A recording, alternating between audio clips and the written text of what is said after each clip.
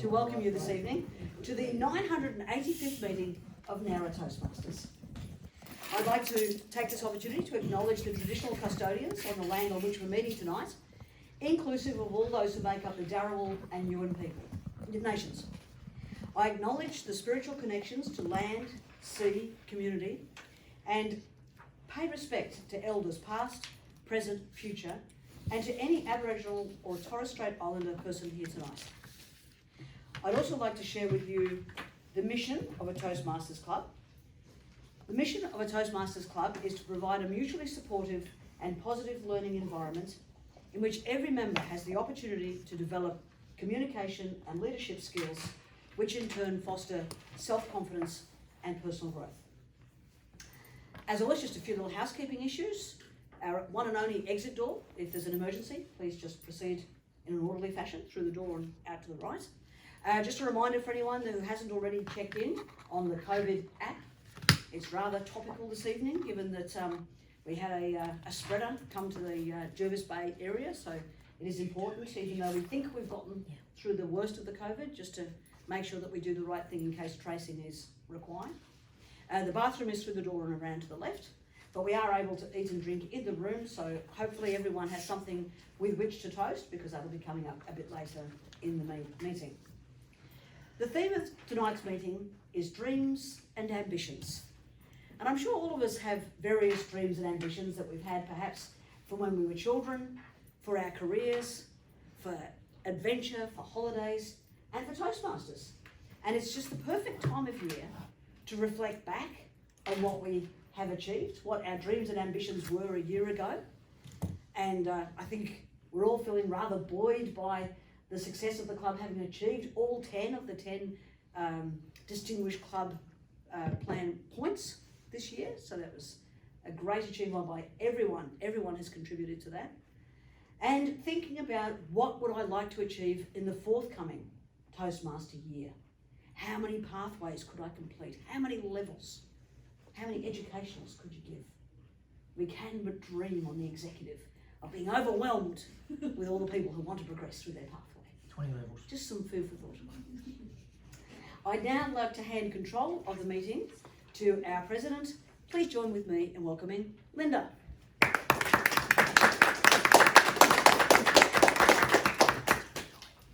Sorry, my phone is almost about to die, so I'm just checking in before it checks out.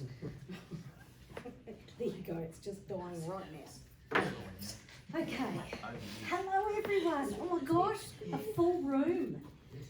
We did invite our speech crafters along tonight, and it's unfortunately none of them, apart from Daniel, who did do the speech craft, but is also a Toastmaster, have appeared. So hopefully they'll maybe join us for some of our... I would think that a person who's from Huskisson would be on lockdown. Maybe, yes. Yes, of course. Dreams and ambitions. So, and we don't have any visitors to welcome, do we? We are all members. Yes. You're not a visitor. Just clarify. He's just one of those members we don't see real often, isn't it? Yeah. Apologies. Do we have any apologies for the meeting, Kylie? Oh yes, we do. It's we have an apology from Chin. From Chen? Yes. So could I please move that the apologies be accepted? You can. Thank you. Could we have a seconder on that one? Yep. Thank you, Justin. All those in favour, please say aye. Aye. All those against, please say nay. It's carried. Thank you. And no member inductions, so I guess it just leaves for me to welcome everybody to the club tonight. It's going to be a great meeting. We've got a full house. We've got some faces we haven't seen for a little while. Yes, including Mac. That's right. Next one, yeah. And we are almost at the end of the Toastmaster year. It's all very exciting. Dreams and ambitions. What dreams and ambitions do we all have? Because that's our theme tonight. My dream is to win the lotto. Seriously. I buy tickets every week in the lotto. One for Monday, Tuesday, Wednesday, Thursday, Saturday. And then I go in on Sunday with my hands rubbing, hoping that there's going to be one with lots of zeros, and realising that because I'm actually a registered ticket, that they would have already have rung me anyway.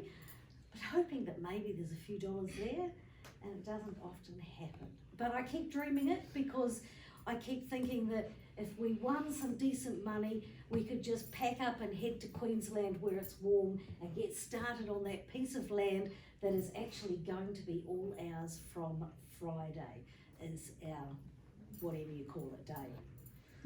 Settlement day, yeah. Spend the money day, lots of money. Yes, the bank account's not looking quite so cheerful as what it was, but hey, now we have a piece of dirt as of Friday. Yay. That's my dream and ambition right at the moment. I just want to get started on it, and I'm kind of itchy feet because we have got another year before we do that. So I guess that's my dream, and I'm just enthusiastic and interested to hear what all your dreams and ambitions are tonight. So I think it's going to be a very interesting table topics run by Heike tonight. All right, so let's get it rolling. Agenda alterations, Madam VP? I don't actually have any agenda No, alterations. all right, we don't need to do that. We just then need to introduce our Toastmasters. Good to see you, Di. Please welcome up Di to run the meeting through this evening.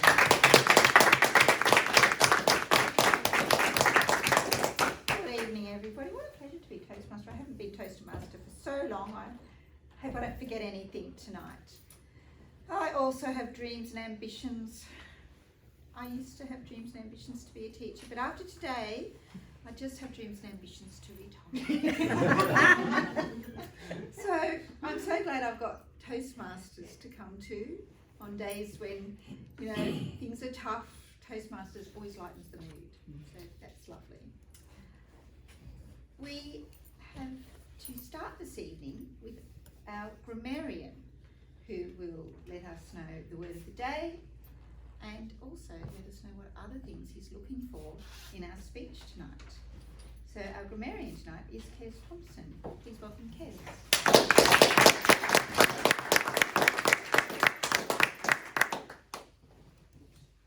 Thank you all. Dreams and ambitions. As it says in the song, you may not get what you want, but you may just get what you need. But it's actually being aware of when things happen out of the blue that you realise, and it happens a lot more often than you realise. Which brings me to my favourite word just about in the entire language, serendipity. I love serendipity. Thank you. The occurrence and development of events by chance in a happy or beneficial way, a fortunate stroke of serendipity. Part of this process of serendipity is allowing for chance finds, being aware of them, and accepting that what is found is not necessarily what is looked for. The word serendipity itself comes from the land of Sri Lanka. Sri Lanka used to be Ceylon, used to be Sri Lanka, but a long time ago it was called Serendip. And there was a fable, Three Princes of Serendip, where these three princes went out seeking their fame and fortune, but everything they were looking for they didn't find, but accidentally they found many other great and wondrous things. And the story is about that. The first noted use of the word serendipity, or actually making the word serendipity, was by Horace Walpole, an English diarist in 1754, who wrote to a friend about how he was looking for something and he actually found a painting by a painter that he loved that he never thought that he would find, and he called it serendipitous or serendipity. So I hope that you find it in your hearts to use the word serendipity, serendipitously, and you enjoy it. What I'm looking for tonight from you is not too many ums and ahs, and to enjoy yourselves and be enthusiastic in your speech.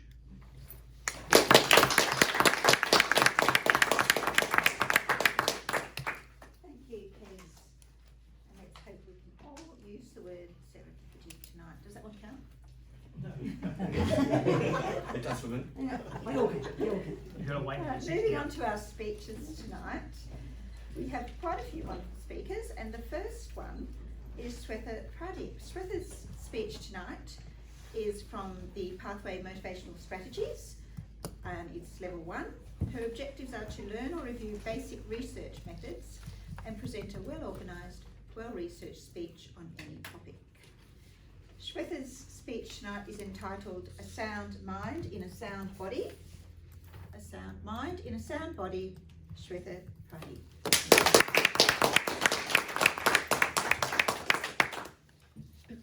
Good evening to all Toastmasters. A sound mind in a sound body. A quotation by Greek philosopher Thales.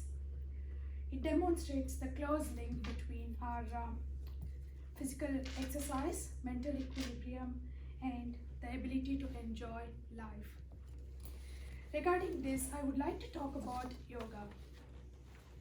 Most of us heard about yoga, and some might have been experienced, and some do not know about yoga. I like yoga, and my boys do yoga every day. But yoga doesn't mean physical exercises. There are some breathing exercises and meditation, which is everything is composed of yoga. And it gives us a sound mind. A good balanced diet and yoga practice by which we can achieve a sound mind in a sound body. Especially during the time of COVID lockdown, it is very important for us to maintain balance between physical health and mental health. The three things what I'm going to talk about today is little bit history about yoga and the benefits of yoga, and I'm going to give some examples of yoga. History. The beginning of yoga was originated or developed during Indo-Saraswati civilization for about 5,000 years ago. And Swami Vivekananda is the man who introduced yoga to a larger community. And it is mentioned in Rig Veda. The word yoga is derived from Sanskrit word yuj. This means union. So yoga is harmonizing body with the mind and breath through the various breathing exercises. And meditation. All yoga postures are directly related to the breath, which is the life force. Benefits of yoga. Yoga improves body strength, balance and flexibility, keeps our joints healthy and hydrates our spine. It encourages our body natural healing process. It improves our metabolism and it improves our concentration, calms our nervous system. It improves our intuition and consciousness. Yoga also helps in blood circulation. Some of the examples for yoga. The first one I would like to talk about is Surya Namaskara, sun salutation, which is one of my favorite postures. Surya Namaskara is exercise incorporating a sequence of 12 different type of asanas. Asanas means postures. And 12 sets of Surya Namaskara is equal to 288 different types of asanas. This is a kind of stretching exercises which gives stretch to our hands, legs, the whole body, neck, and even to our eyes. The second one is pranayama. Pranayama is a formal practice of breathing. It controls our breathing and it lies at the heart of yoga. It has a mysterious power to soothe and revitalize our whole body system. Ancient sages have found that the prana, vital life force, can be cultivated and channelized through the various breathing exercises. The third example is meditation. Meditation is not doing any physical exercises, or it is nothing about doing. It is just about being. Meditation is just doing not sit and do nothing. It is experiencing ourselves. Meditation is it is just observing the breath. When we meditate, we can observe a lot of resistance that we have in our mind and body. And over a period of some time, you can experience how we start giving up that resistance and how our body and mind energizes. Guided meditations are really good for beginners. This is all what I wanted to share about yoga, little bit about history and yoga benefits, and how it influences our body and consciousness. In conclusion, I would like to say that practicing yoga every day gives us a sound mind in a sound body.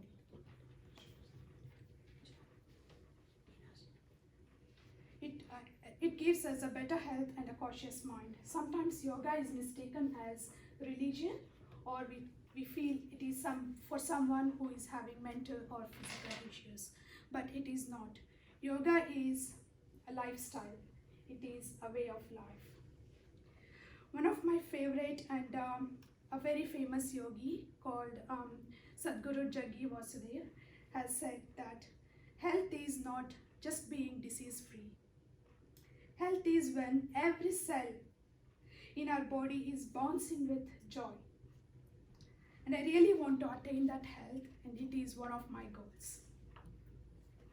June 21st is considered as International Yoga Day.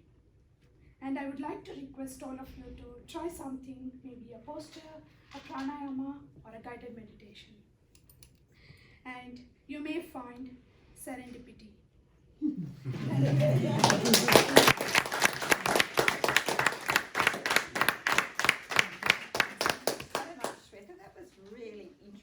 And it is serendipitous that you have spoken about yoga tonight, when I certainly feel like I need to do some breathing and calm. And it reminds us all that we need to just keep our body and mind well coordinated. Our second speaker tonight is Justin Munyard. His speech is 5 to 7 minutes, and evaluating him tonight is Sawandi Logus.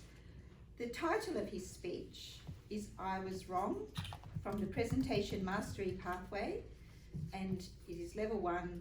The objectives are evaluations and feedback. So Justin Munyard, I was wrong. I was wrong. Justin Munyard.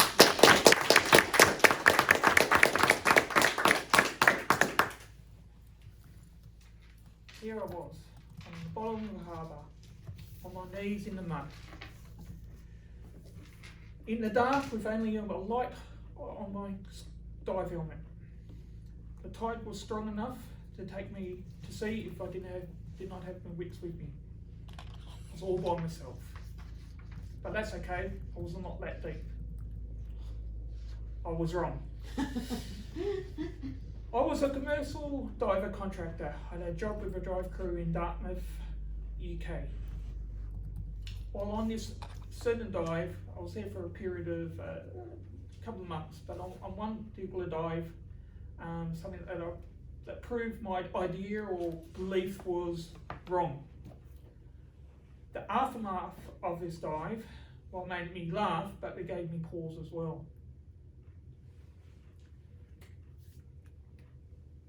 In beautiful old harbour of Dartmouth, this is a beautiful green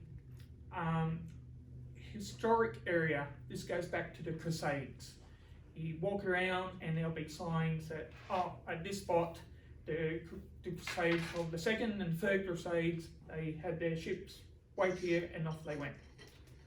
The Naval College has been there since the mid-1800s.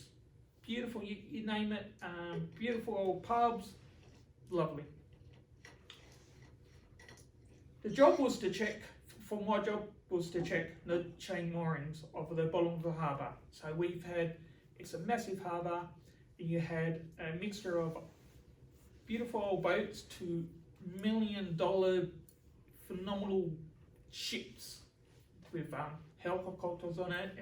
It's quite interesting. You'll see this old, called a bomber space, you can call it, to something so much like $100 million is next to each other. So the job was, like I said, to check the mooring chain. So anything metal in seawater will have issues eventually.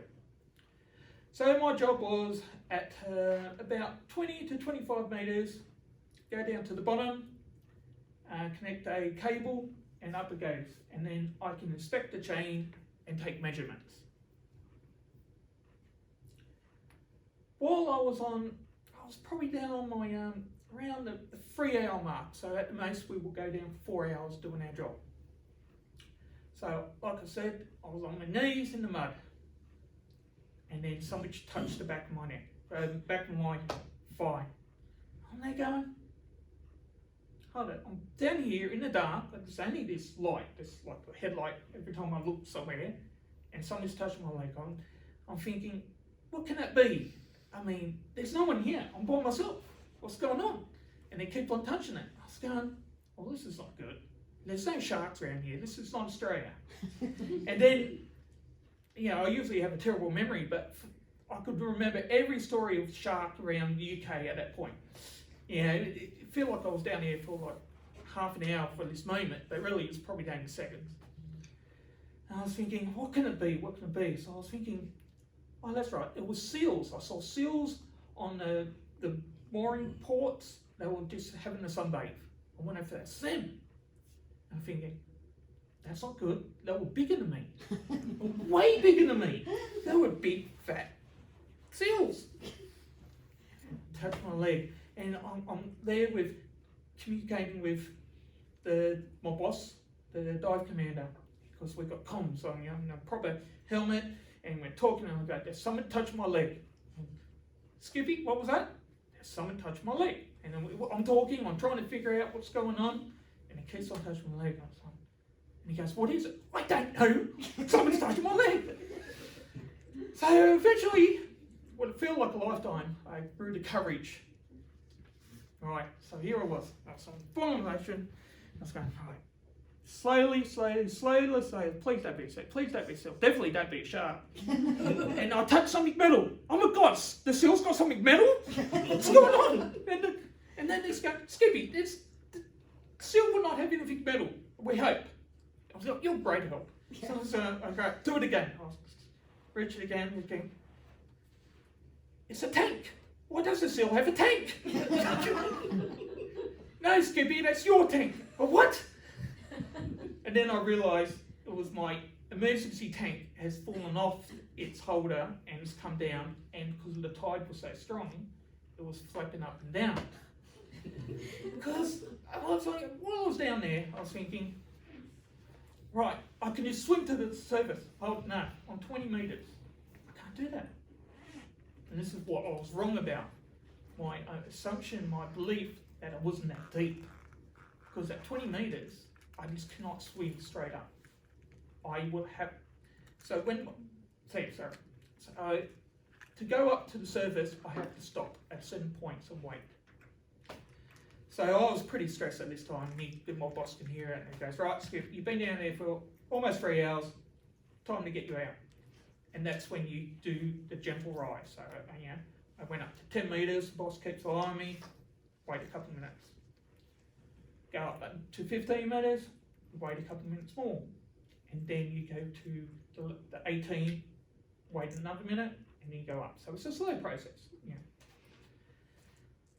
So eventually I get up, and he goes, you all right, Skip? No, not really, thank you. And I was able to get out of my dry suit.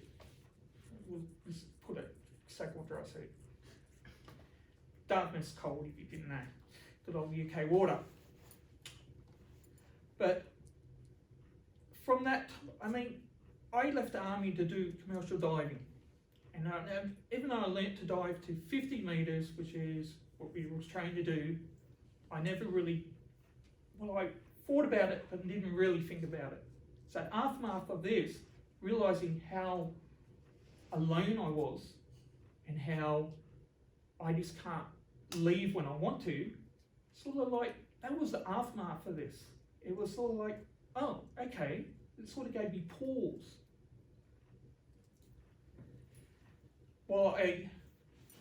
After this, while I still enjoyed doing commercial diving, I don't do it now, go figure.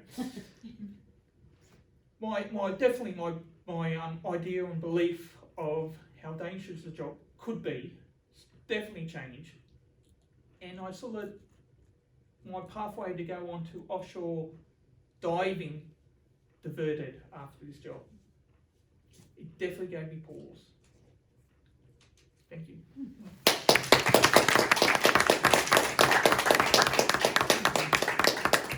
Thank you so much, Justin. You certainly have some very exciting stories to tell, and I'm pleased it was you and not me. Our third speaker tonight is Carol Sherritt. Her speech is 5 to 7 minutes from the Strategic Partnerships Pathway, level 1, and again her objectives are feedback and evaluation. Evaluating her tonight will be Linda McLeod.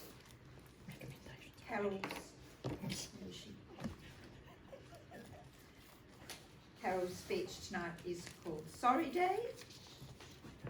Sorry Day, Carol Sherritt.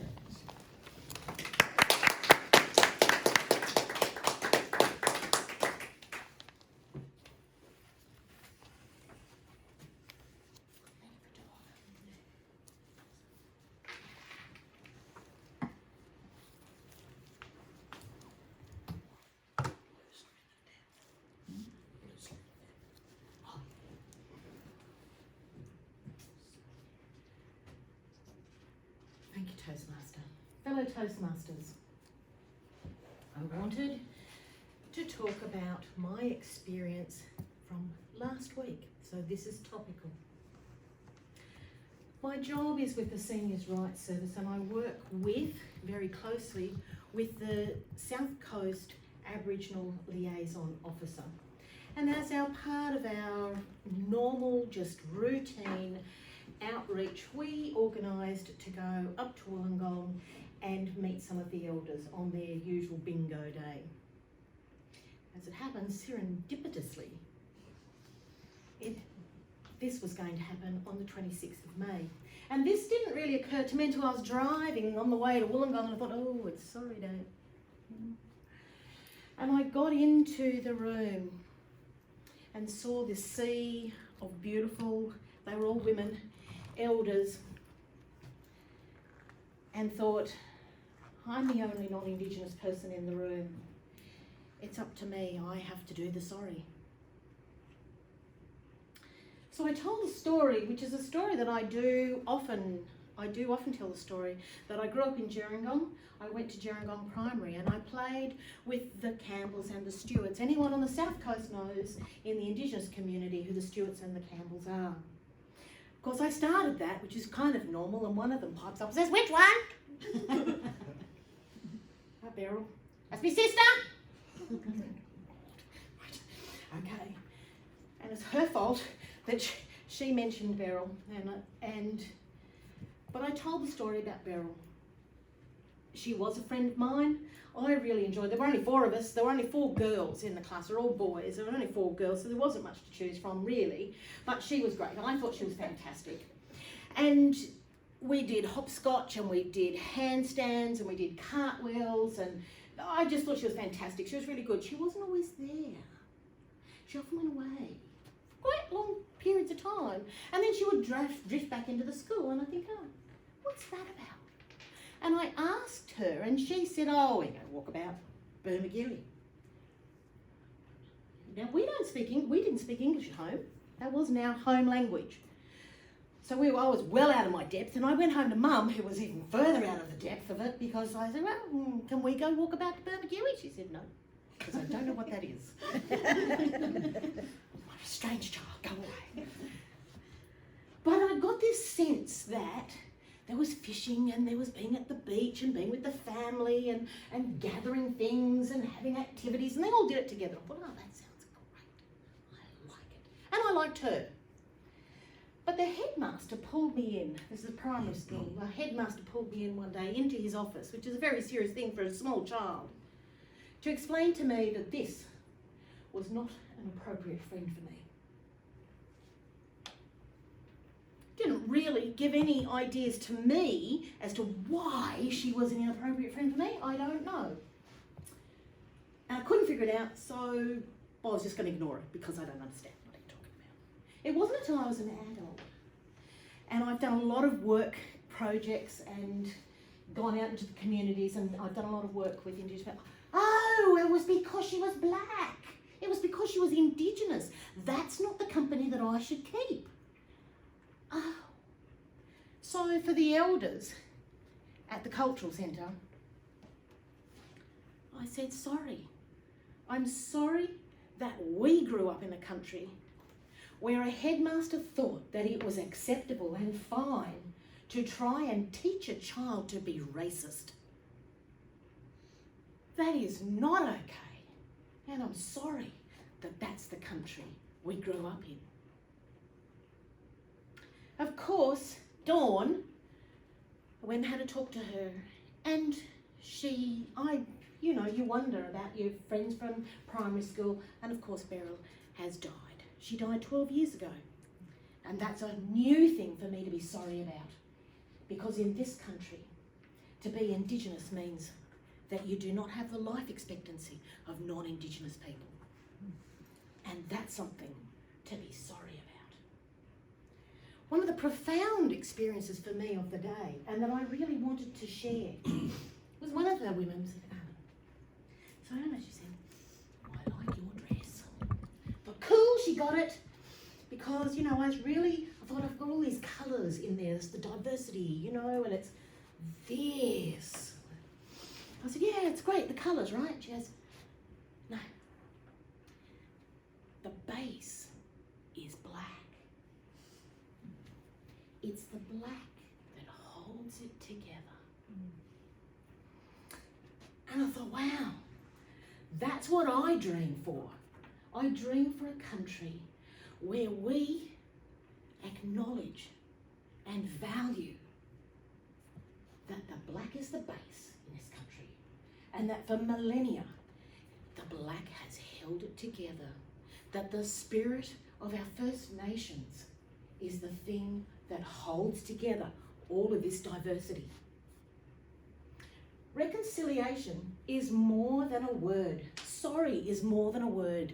Reconciliation is an action. It's what we do as well as what we say.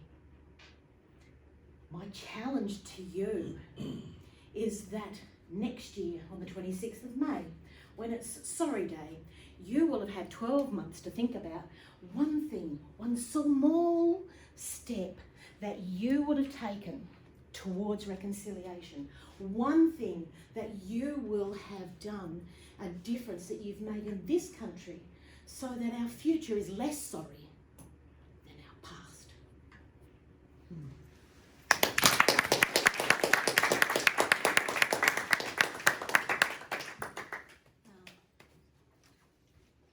Thank you so much, Carol. Very relevant for this week, and what a beautiful story of your friend. And aren't we lucky that we now live in a country that is moving forward with reconciliation and not living in that terrible past. Our fourth and final speaker tonight, this is exciting, we haven't seen this for a while, it's Matt McLeod.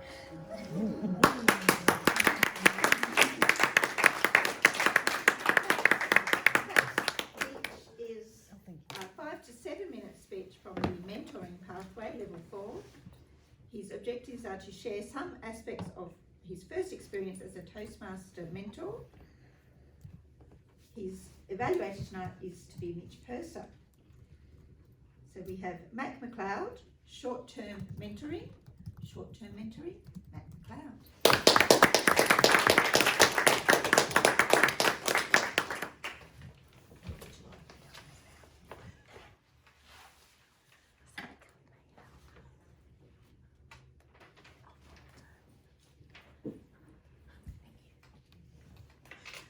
Thank you, Madam Toastmaster. Short-term mentoring, or it could be short-term memory loss. I started mentoring with Toastmasters back under the old system, and whether it be serendipity or not, one of my first proteges is still a protege 4 years later, and I just can't get rid of her. But we do get on well, and I've enjoyed our time together and will continue as long as the relationship works both ways. I've been fortunate to be a mentor for several people in several different clubs. I've also been fortunate to be a coach for a club. What is the difference between a coach and a mentor? Anybody?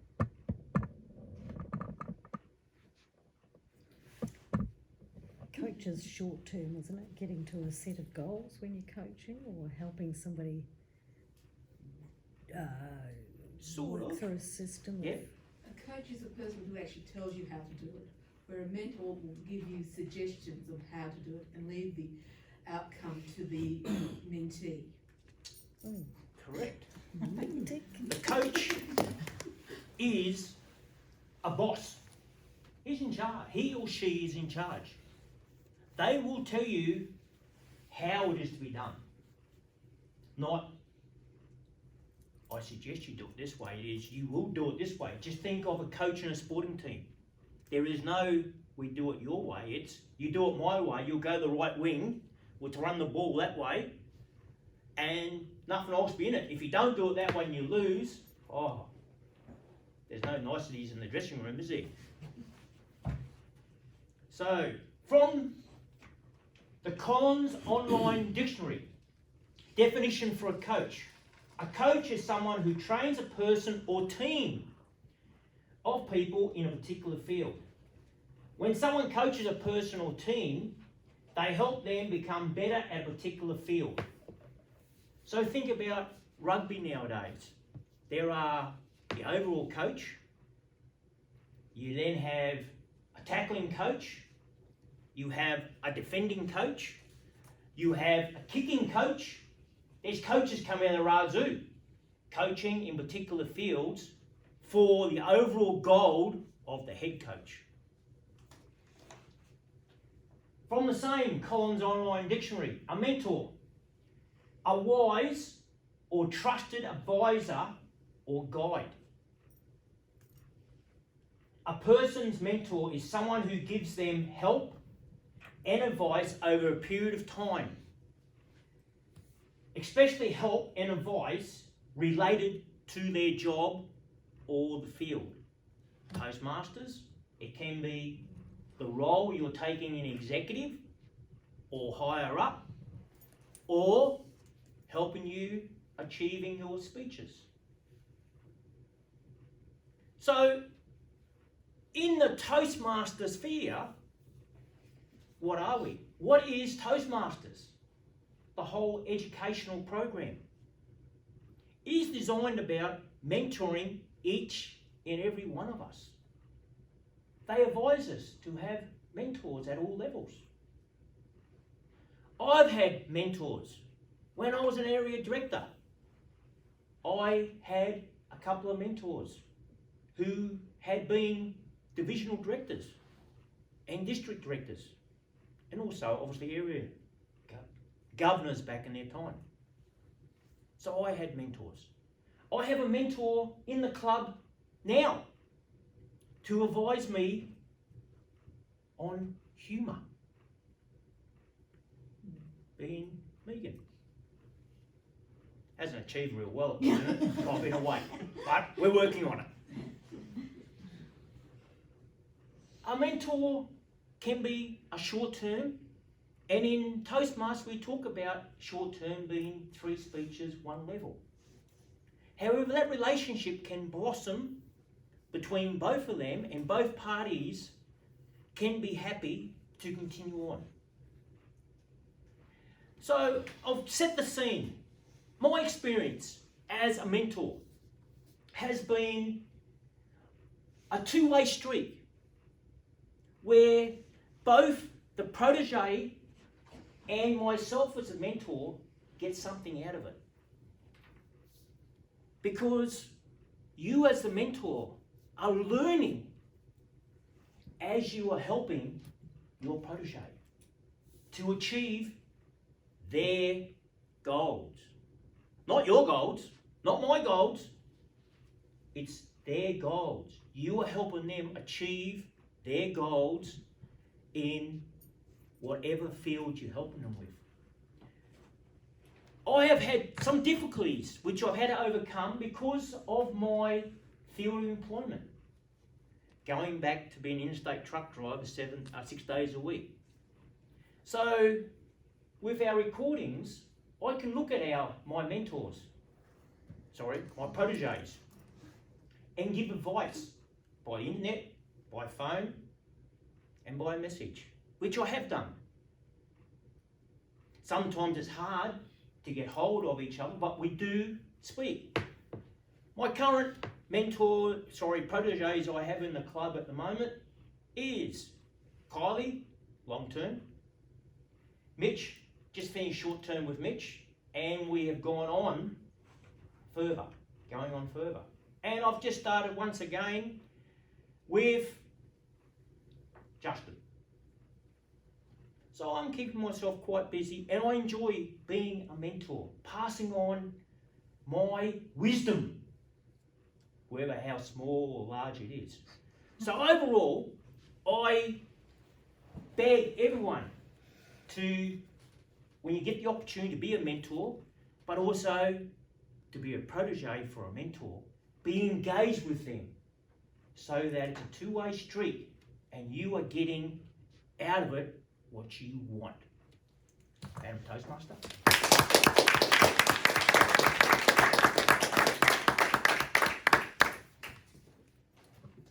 Thank you, Matt. It's always good to hear such experienced Toastmasters speak, and always got some good advice for us. So thank you very much. That brings us to our evaluations this evening. Our first evaluator evaluating Swetha's speech is Glenn Hare. Please welcome Glenn.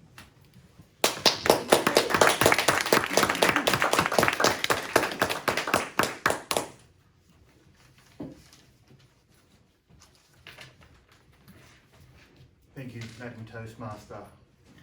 Swetha delivered a speech this evening for her Level 1 Pathways, a sound mind and a sound body.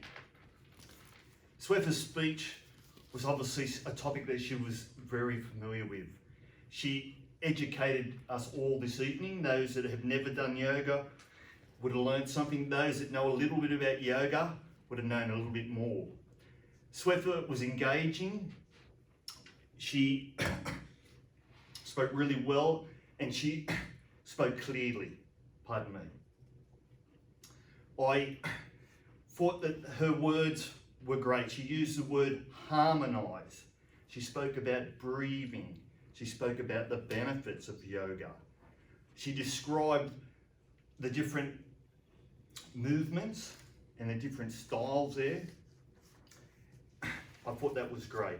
I would have liked Swetha to give us a demonstration. She had us captured. I would have loved to see her loosen up and break into a pose of some description. I probably only know the downward dog or something simple like that, but it would have been lovely to see. But I did enjoy your speech. I would just encourage you to get away from the lectern here and own the room a little bit. Use yourself and move around. Add a little bit of voice variety. When you're talking, I wanted you to lift up and come down a little bit. But all in all, it was great. I felt a little bit of serendipity myself because the theme of the evening was dreams and ambitions. Yoga. When I ever done yoga before, or I have done a little bit of yoga in the past, the relaxation part at the end, I have a tendency to go to sleep. and so therefore do a bit of dreaming. You gave us some great demonstrations. You talked about a good way to start is a guided meditation where you talk through. And even I could see myself doing that, walking with a crowd or just in my own little mind, I suppose, or my own thoughts, as probably like a chanting. I take it was a guided meditation. But thank you again for a great speech, and I think we all enjoyed it. Thanks so much.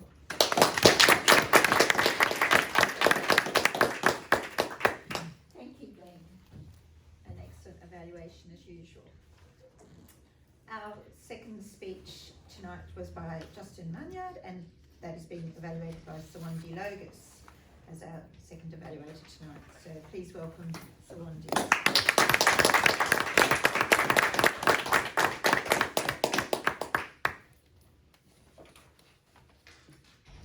Thank you, Madam Toastmaster, and good evening, everyone. So it's my pleasure to evaluate Justine's speech this evening. The purpose of Justine's speech today was to deliver well-organized speech and get a feedback and apply for the next speech. When I heard the topic of Justine's speech, I was wrong. Actually, I was curious. What is he going to say? And you started with a great opening. It was well structured. It captures all our attention. And I believe it was a very interesting start. And I believe if you used a little bit more room, because I felt you were standing in here, maybe because of this one, if you move and use a little bit flow more, I think it would be more interesting. Other than that, it was a very interesting and very exciting story, and it captured all the room. And it was very easy to listen.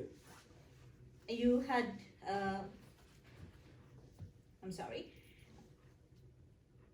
you had body movements and facial expressions, and we were wondering what was that big fat thing that caught your leg, whether it's a shark or whatever it is, and you express your emotions, expressions, how you felt in that time. So overall, I think it's a very good speech. And the other recommendation that I could suggest is that you use the notes when you're speaking. Yeah. So I felt that you were looking at the notes at start. So if you use to speak without your notes, that would be much better in your future speak. That's all for today, and I think overall it was a great speech. Thank you very much.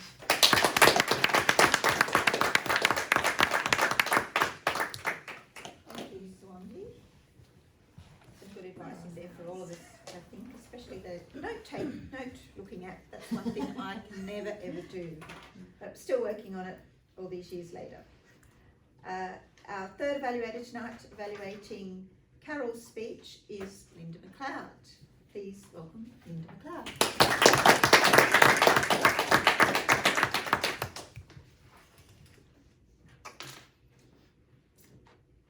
Carol presented us this evening with a speech about Sorry Day. And I knew it was going to be Sorry Day, so I knew what the subject was about. And I was really interested to see how this speech was going to flow. Wow, I loved this speech. I really did. It got to my heart and soul. It gave me feeling. I was experiencing the emotion as Carol was giving us the emotion and the storytelling within this speech. I love a personal story, an honest personal story. I love the Australians of this country who will challenge us and talk about your First Nation people. I'm a New Zealander. I love my Māori people. I feel incredibly heartfelt proud of the Māori people of my land and what they bring to the New Zealand culture and to what we have to offer to outsiders. And I loved the pride in which Carol presented this speech and the strength. This was a strong, powerful, out there speech. I loved it. I really, really enjoyed this speech. I particularly enjoyed the word smithing in this speech, with the storytelling and the challenge to us all, and bringing her dress into the picture.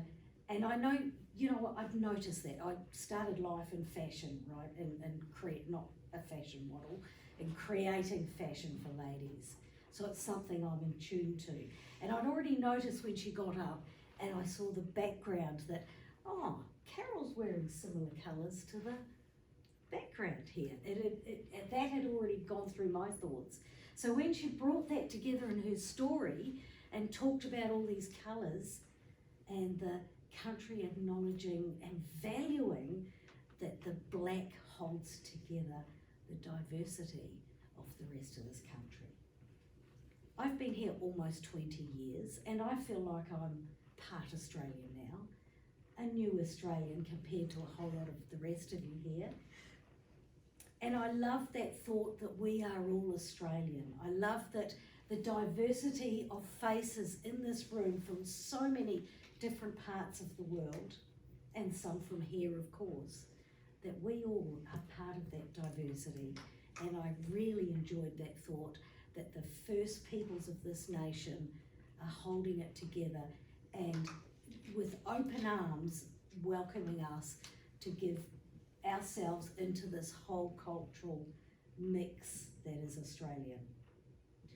I particularly liked that we had the challenge to each and every one of you, and I hope that you remember it, and this time next year you have thought of something that you are sorry about that didn't happen for our first peoples of the nation. As far as how would Carol maybe do this differently, because this is the first of a speech she is going to either do again or make changes to the next speech in line with what I have evaluated today. My suggestion would be around the opening. In the first third of Carol's speech, I noticed firstly that there was an awful lot of stepping forward and stepping backward. And I found that very distracting, and I see it as a bit of a nervous tick, if you like. I'd like Carol, first of all, to manage the stepping backwards and forwards and putting her movement into a strong movement that works with the speech she's telling and brings life to it.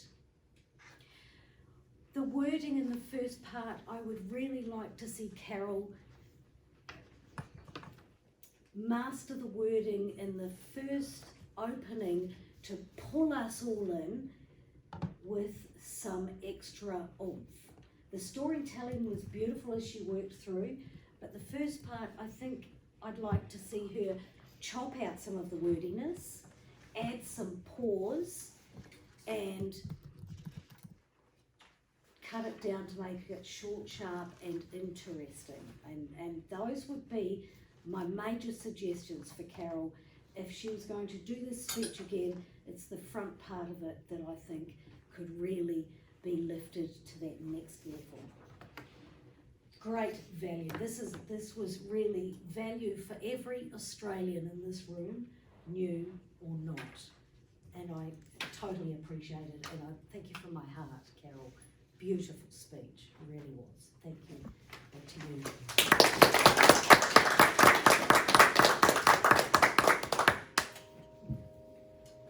Thank you, Linda. Fantastic evaluation. And our fourth evaluator tonight evaluating Mac's speech is none other than his protege, Rich Purser.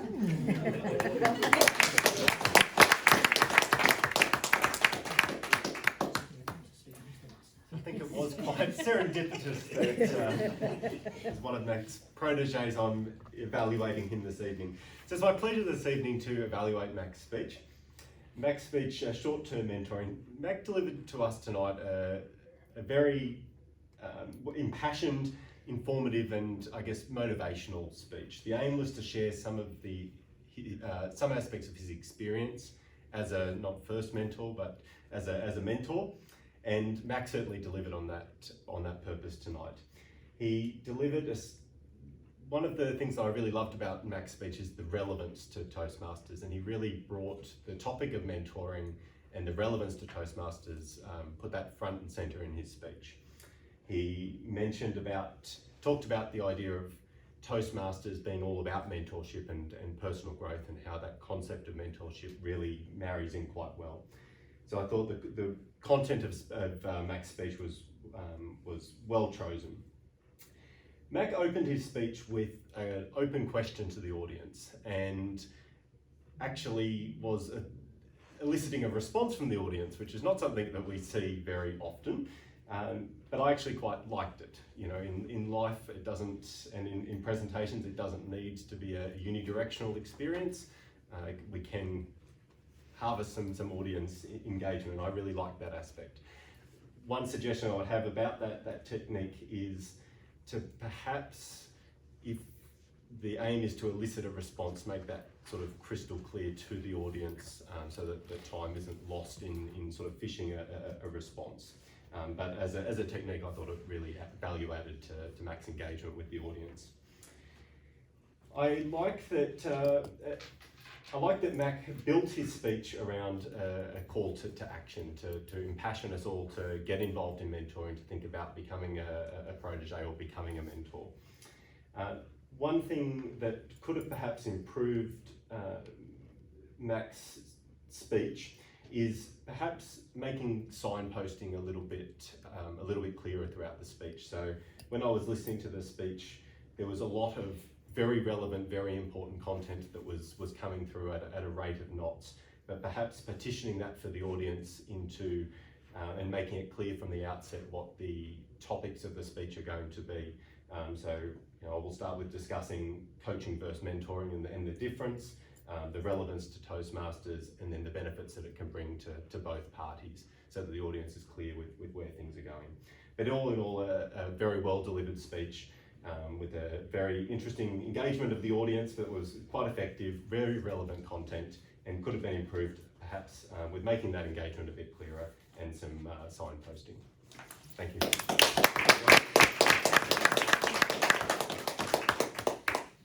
Thank you very much, Mitch. We've almost completed the first half of the evening, but we first must have the toast. And our toast tonight is being given by Daniel Newcomb. So please welcome Daniel for the toast. So I learned all about toasts at Speechcraft, and they've got to be long and really exciting.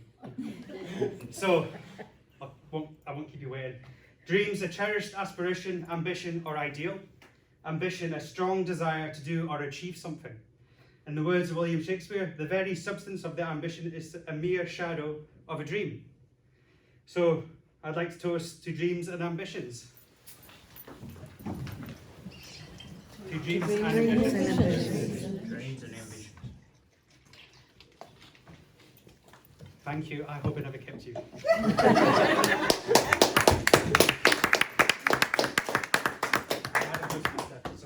We understand, Daniel, because Linda took all the time up. For a good cause. I think he died. He's always cheeky when it comes Oh up. no. We're still ahead of So time. that concludes our first half of the evening. It is now just on 8 o'clock. So Quarter past? have a 15-minute break, and we shall resume our meeting at 8:15. Good.